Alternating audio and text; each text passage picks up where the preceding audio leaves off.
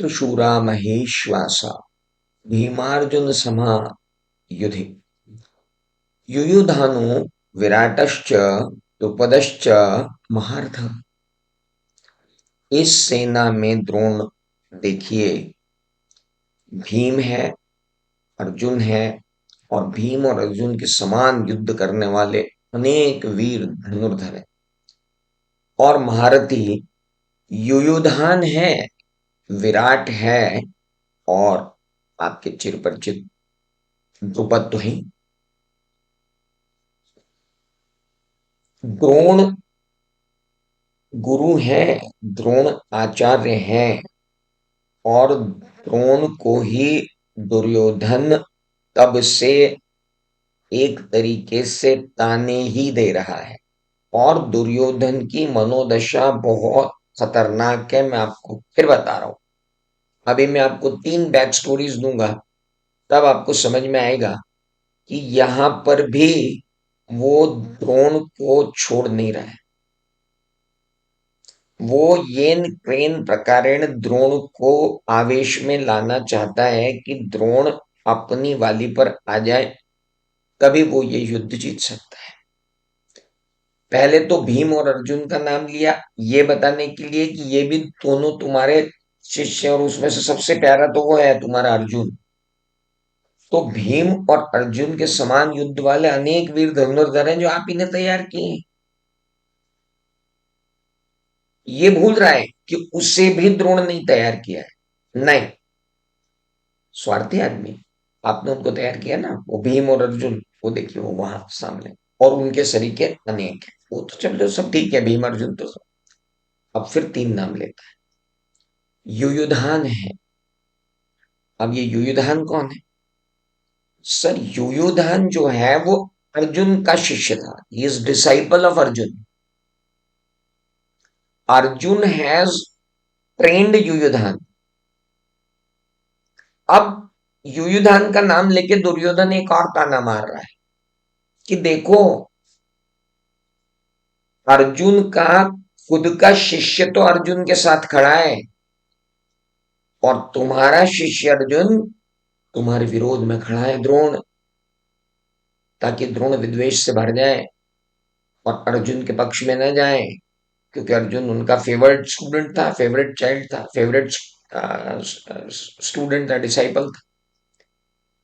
तो अर्जुन से ध्यान हटने के लिए कितने जतन कर रहा है दुर्योधन। बोल रहा है देखो, युयुधान खड़ा है, मतलब जिसे अर्जुन ने ट्रेन किया वो अर्जुन के साथ खड़ा है, और हे गुरु द्रोण, जिसे तुमने ट्रेन किया वो तुम्हारे सामने खड़ा है। साथ में विराट। विराट मत्स्य राजा थे। विराट प्रदेश एक प्रदेश था। आज की तारीख में वो बैराट बोला जाता है। विराट प्रदेश। विराट प्रदेश में अज्ञातवास का आखिरी साल काटा था। जिन्होंने महाभारत पढ़ी है उन्हें कीचक वध याद है। ये कीचक वध इस विराट प्रदेश में ही हुआ था। भीम ने किया था। द्रौपदी पे नजर डाली थी कीचक ने, और कीचक का वध किया था भीम ने। और ये पूरा एक साल जो है, आखिरी जो साल है, वो अज्ञातवास का विराट प्रदेश में राजा विराट के साथ कटा था। मित्रवत संबंध थे। विराट की पुत्री का विवाह जो था वो अर्जुन के बेटे से हुआ था। हाँ, अर्जुन और सुभद्रा का जो बेटा था अभिमन्यु, अभिमन्यु की पत्नी विराट की बेटी थी। तो ये सब रिश्तेदारी थे जो आपस में लड़ रहे थे महाभारत। तो एक हुआ युयुधान, एक हुआ विराट, और फिर आखिरी में नाम ले लिया तुम्हारे चिर परिचित द्रुपद, जिन्होंने यज्ञ करके पुत्र पैदा करवाया जो तुम्हारा वध कर सके। द्रोण गुरु, देखो ये सेना है। What is take away from this?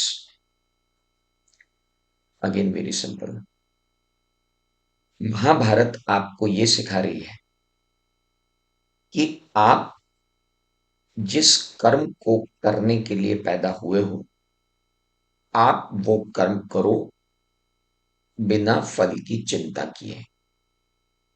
Drona अपना कर्म कर रहे हैं। द्रोण एक राज्य के राजगुरु हैं। उस राज्य ने युद्ध का ऐलान किया है, तो द्रोण का उस राज्य के साथ बंधन है।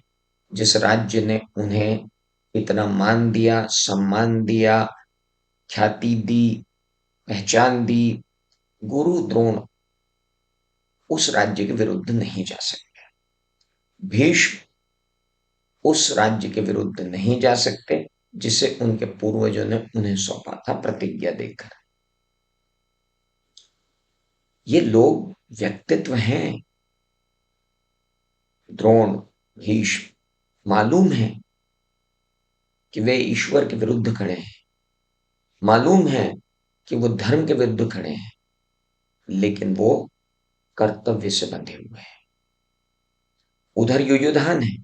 युयुधान की ऐसी कोई बैक स्टोरी नहीं है। युयुधान के लिए ऐसा कोई धर्म संकट नहीं है कि वो पांडवों के पक्ष में क्यों खड़ा है, वो कौरवों के साथ क्यों नहीं आ रहा है। भाई भीष्म और द्रोण को तो कौरवों के साथ खड़े रहना ही था, क्योंकि वो कौरव के राज्य का हिस्सा थे, जिम्मेदार लोग थे। और जब युद्ध लड़ा जा रहा है, तो आप अगर जिम्मेदार हैं तो आपको उसी पक्ष में रहना पड़ेगा, राजा की आज्ञा का पालन करना पड़ेगा, और ये आपका कर्तव्य है। कर्तव्य को कर्तव्य परायणता से संपादित करना ही पड़ेगा, चाहे आप पक्ष में हो, चाहे आप विपक्ष में हो। So today's take away: duty is above all. Duty is duty. You have to perform that duty despite whatever the result is. कहते हैं ना, कर्म किए जाओ, फल की इच्छा क्यों करते हो। द्रोण भी यही कर रहे हैं। मेरा कर्म है, राज्य पे आपदा आई है, मैं राज्य के साथ खड़ा हूं। भीष्म भी यही कर रहे हैं, राज्य के साथ खड़ा हूं। खड़ा होना पड़ता है कई बार।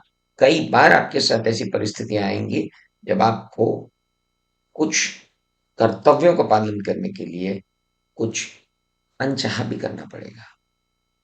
और गीता ये शिक्षा दे रही, करना चाहिए।